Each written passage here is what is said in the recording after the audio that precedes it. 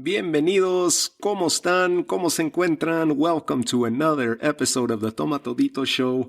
And I got another addition to a series that I put together here in the last couple weeks. I've been working on putting a series together to pay homage to the other organizations that exist out there, whether they're MMA or boxing related, but definitely to pay homage, to pay respect, and to bring recognition to the other more notable fighting organizations that are out there and that have been out there that have something distinct or unique about them and they're leaving their mark, their stamp in the fight game and in the landscape of MMA, mixed martial arts.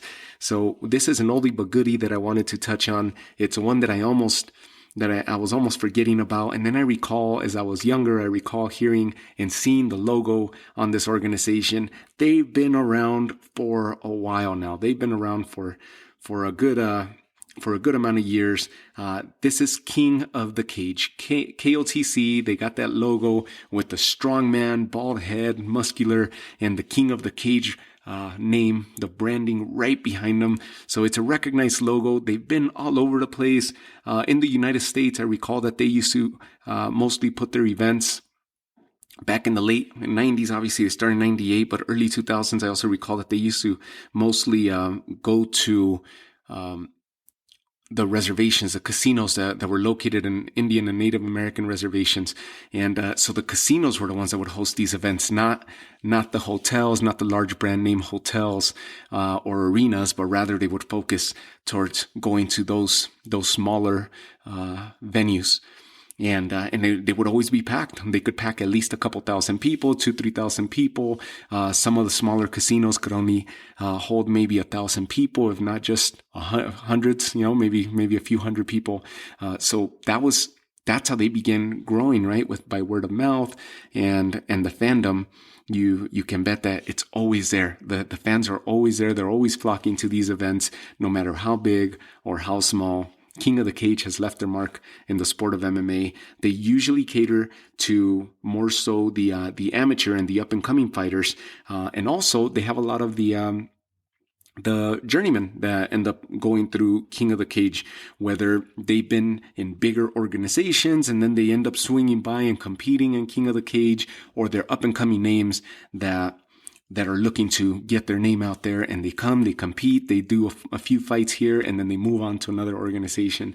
So King of the Cage, awesome platform for MMA, whether it's the up-and-comers or the journeymen, the ones that have been to the bigger organizations and come and compete here. To date, they've had approximately 560 events. 560 events already since 1998, and they're still going strong. 2020, of course, like other organizations, other sports leagues, you name it, all around the world, they felt the effects of this pandemic, the COVID-19 pandemic, and so they've been down since March of 2020. They didn't get back up. They didn't get back out there, but they do have some fights that are starting to get scheduled for 2021. They're starting to work on that 2021 schedule, and it should be fairly early in the year that we should see King of the Cage come back. So check your local listings for that. Go to their website. Go to the King of the Cage website. See, check out the schedule. See if they're going to be in your area. They go all over the place.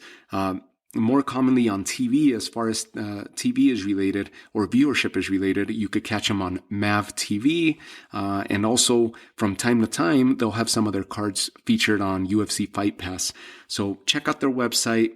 Hey, this is a long staple. This is a historied chain or organization that has been around doing justice to the MMA and providing a platform for the up and coming and the journeymen of MMA. And they're a historied organization now with nearly 560 events. They've been around for 20 years now, 22 years. So since 98, they're doing big things, right? And they're not stopping. They're not taking the foot off the pedal anytime soon. So King of the Cage, for you fans that are King of the Cage fans, this one's for you. I'm dedicating this episode to you. Hopefully I did justice to them. And obviously what we want to do with this series is to give more notoriety to these organizations, more notable organizations that exist. And I'm sure there's tons of them out there. There's a bunch of them that I may not put on this series. I still have a few more episodes left, and additions that I'm gonna bring to you. So if there's any that I missed that you want me to cover, send them in, email them in, shoot me a tweet, DM me via Instagram.